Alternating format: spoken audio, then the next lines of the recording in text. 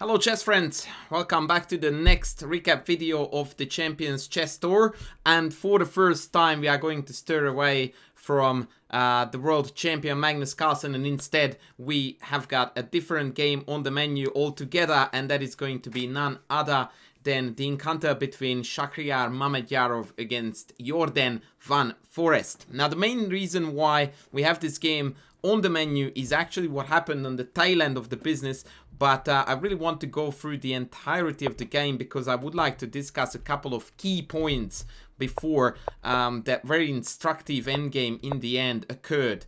This round was rather heavily filled with various kinds of Grimfeld games, which is quite exciting to see.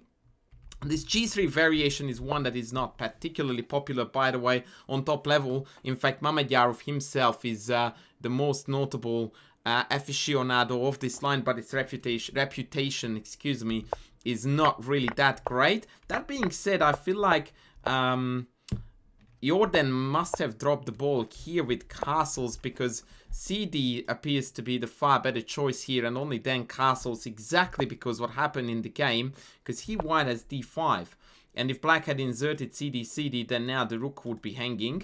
Instead, now we are headed for this middle game scenario where white doesn't really have an awful lot to worry about, being able to play rook b1 c4, and black really lacks counterplay in this setup. And white just can freely play in the center with e4, f4, e5, and just go forward like there was no tomorrow. So to break this trend, Jordan, he sacrifices a pawn, but this just doesn't really yield what he was hoping to accomplish. And Shak comes out on top easily. Bishop d2 is the engine's favorite move. Note that queen c4 is not playable to bishop a6. And so that's why he played rook c5, but that allows the push to c3, which is exactly why the engine likes to play bishop d2 first, and only, for example, after bishop d7 go with rook c5. Anyway, we are going to get to the main point now. Rook takes c3, a hugely encouraging and educational moment, potentially for lower rated players who are very reluctant to sacrifice material like this, because in their head the transition is to go from going a pawn up to going an exchange down, and this is a really bad habit and a bad way to evaluate positions, which is why I always tell my students that material should be almost the last rather than the first station of call, or sort of signpost or driving force behind your evaluation. So the first should be piece activity. What's happening with my pieces? What can I accomplish with my pieces versus what can they accomplish with theirs? Which is basically a very dynamic way of using material as your guiding line or guideline to evaluate positions, because true, I am an exchange down here, except bishop h6 is going to create a mate in one threat and hit a rook, and that is like an absolute kryptonite in this position, far more important than an exchange. And in fact, if we want to compare material, the c1 bishop has a far greater potential than the f8 rook in this position. So in reality, rook takes c3 here is the most natural move, in fact, to continue the game, and by no means should it be even looked upon as a sacrifice, but as a very natural, generic way for the game to actually move on forward. And after rook takes a2, bishop h6, immediately we recuperate the material, but actually, as you will see, it's better than that. After f6 here, Mamedyarov actually missed out on a beautiful, absolutely beautiful sequence to continue this attack. He played d6, which is cashing in a bit too soon. Instead, he should have reversed the move order and play queen c4 first, which, by the way, is very much a Mamedyarovian way to play the game, to attack, to build up the initiative, not to care about material. He must have had a shortage of time to figure out the exact details of this move, and he went for the safer variation. But I will show you a couple of lines, because it's hugely inspiring what the active pieces versus the passive pieces can accomplish, even if the passive pieces technically are represent some kind of a material advantage. So rook a7 back, d6 check, and now the drama and the misery begins for black. So let's start with king h8, which is one of the most instructive variations. We go rook c1. We are threatening with various motives, but most notably the c8 bishop is under attack after bishop takes f8. So the rook moves out of harm's way, and queen f7. Again, I can't emphasize this enough.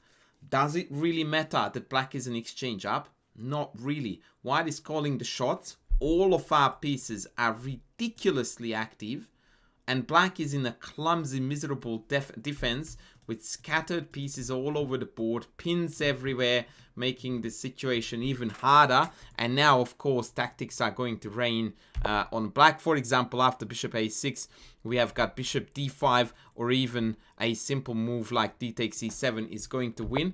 I thought I had a very nice variation lined up for us here. I mean, okay, this is not a bad one. Rook d7, second exchange sack. And then bishop h3.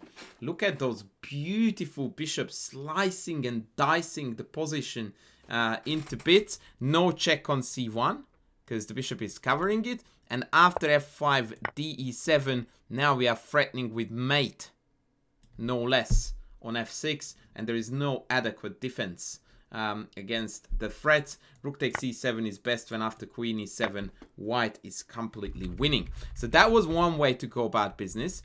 There was another lovely line here with rook f7.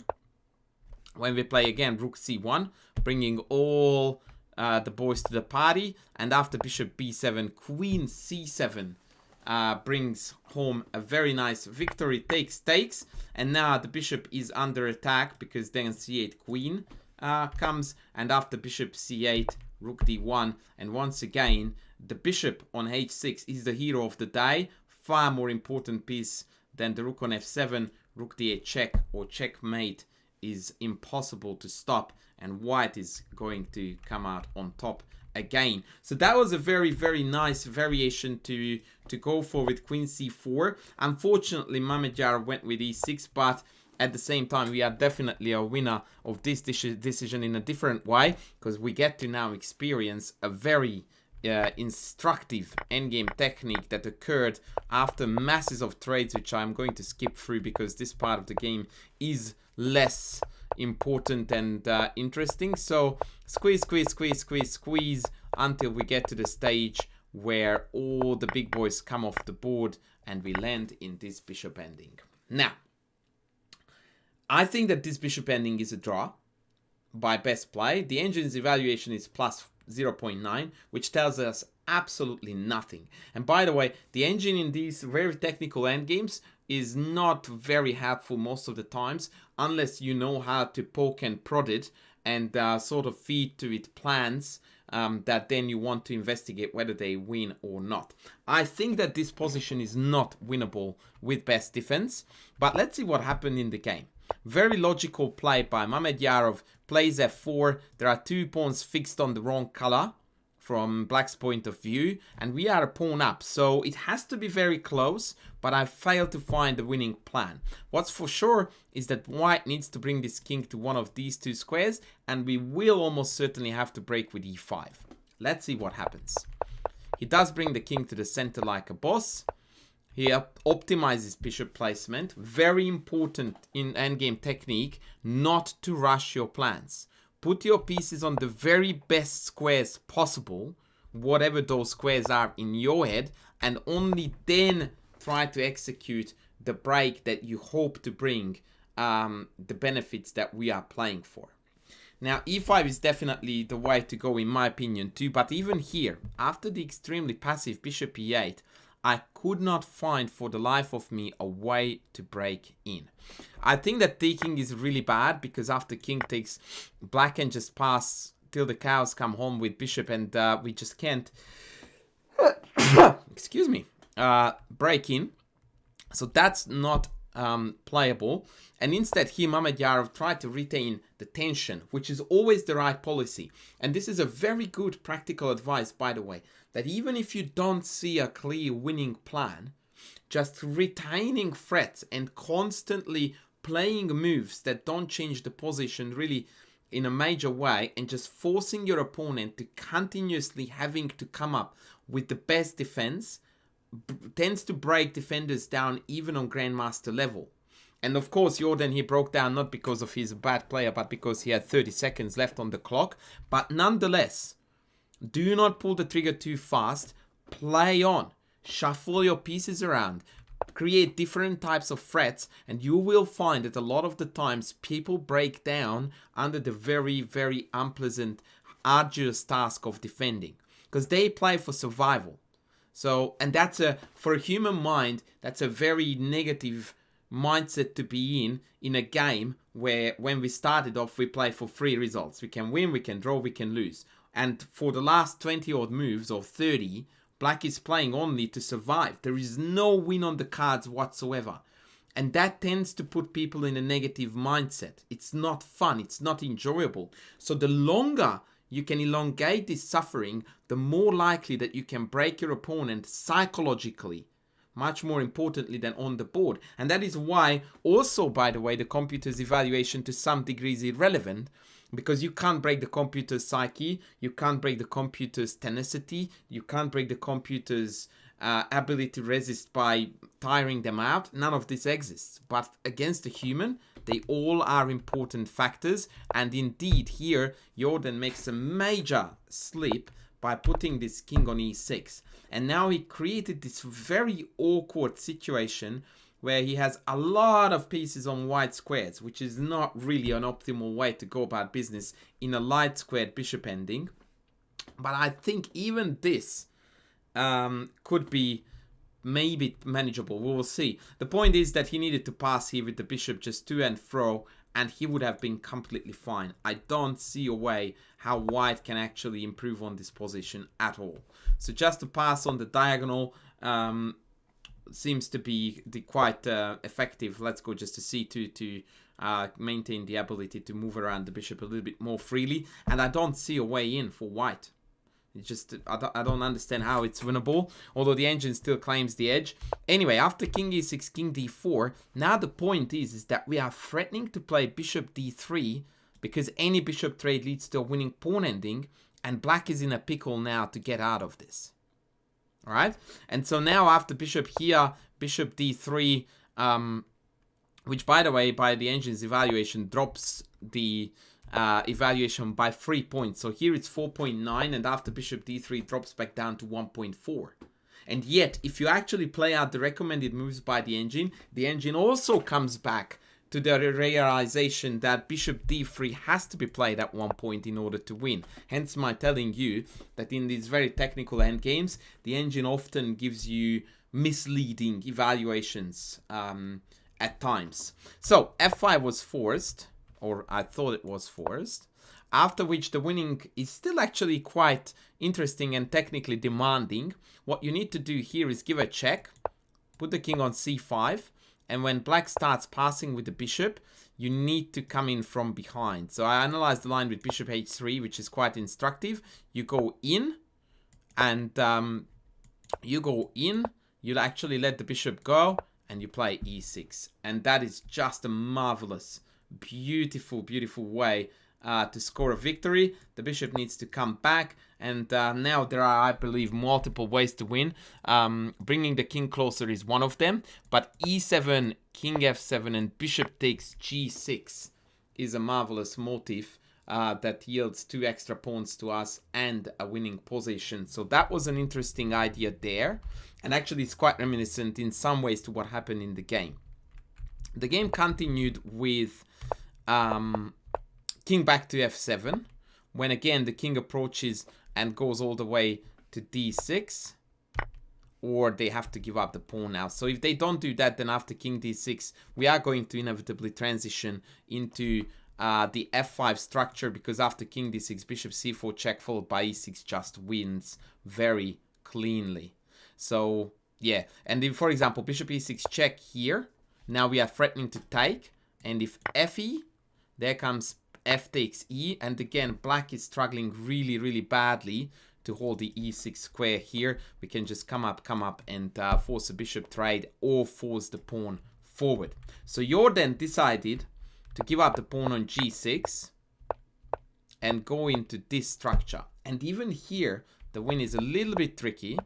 And here Mamedyarov again does a very logical and very nice idea, which is to bring the bishop back here. Again, playing for the bishop trade, which would lead to a completely winning pawn ending. And if the bishop moves, we pick off h5. Very clear strategy and very nice. Now here, however, g4, in my opinion, made the win a little bit more difficult than it needed to be. Instead, bishop d3. Bishop back and king e4 followed by f5, king f4 seems to be a cleaner win. And the reason why I'm telling you this, and this is where knowing your theoretical endgames comes very, very handy, is because after trade, although this endgame is a win for sure, you need to be aware of a few things. One of them is the fact that we have got what we call the wrong color. So we have got a rook pawn with a white bishop. That means that if we somehow allow black to sack the bishop away for the e-pawn, then the game is an immediate draw. So white still needs to be very careful with converting it, but Mamedyarov here does an absolute masterclass about how to win a winning endgame. King f4, king g5, bishop back, and that's the first opportunity for white to immediately throw the game away by e6. Bishop takes e6, instant draw. So we need to be careful. He pushes the h-pawn, and he pushes the h-pawn again. The purpose of this operation is to allow our king to get in to f6. The reason why that is going to be important is because we need control of the f7 square in order to kick this bishop out of this diagonal. So black's defending method now exclusively relies on holding the bishop here, waiting for white to push, and bang, takes, and it's a draw. So our job as white is to kick the bishop out of the diagonal. And the only way to do that is to put the bishop on f7. Like so. Now let's stop here for a second. Why didn't we play here e6? Why didn't we play... Okay, so we didn't play e6 because bishop takes. We played bishop e6. And now the bishop is blocking the way. The clever mechanism that Jordan is relying on is that if I move the bishop to f7 now, then he comes in from a different diagonal to try to stop e6 from happening again. And that's really cool. Although here, bishop g6 followed by bishop f5 is actually going to accomplish our goal and kick the bishop away from the diagonal, and the pawn will be able to progress. Instead, Mamedyarov chose a very spectacular way to go about business, which was that he went back here, threatening bishop f7. So that was the very clever maneuver. Watch what he did. He goes bishop e6, kicking the bishop off of the diagonal. Then he allows the bishop back onto the diagonal and reroutes the bishop to the correct square. Marvelous technique. And now I must stay on the diagonal to stop e6, right? So if I pass, he plays bishop f7, and now I must abandon the diagonal and allow the pawn to go forward. And now it is just a crystal clear and clean win, because the pawn is going to march on, and we are going to repeat the same idea, that the bishop is going to shut the diagonal, the white one, and black will not be able to control that diagonal anymore. So instead of that, Jordan tried the very logical king g8 to cover the f7 square, but it turns out that tactics are always there to save the day, and here the spectacular bishop sacrifice, bishop f7 check, basically forces black to give up all hope, because bishop takes h7 check, and now we break through with this marvelous tactical idea. The pawn has to be captured, and after king takes f7, the e-pawn marches on, and we scored a marvelous victory in this lovely, lovely endgame.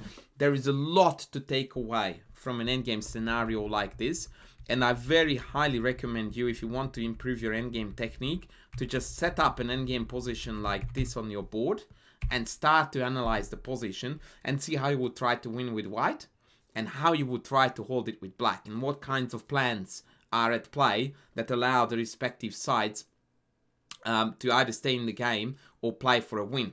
So on that note, we are going to now call it a day. Thank you very much again for staying with me throughout the tournament. I will be back with a recap video tomorrow as well. Please don't forget to click like or dislike, click whatever you want, or to sub and comment. They all help me and the algorithm to push my videos. Thank you very much for watching me again. I will see you tomorrow with the next video.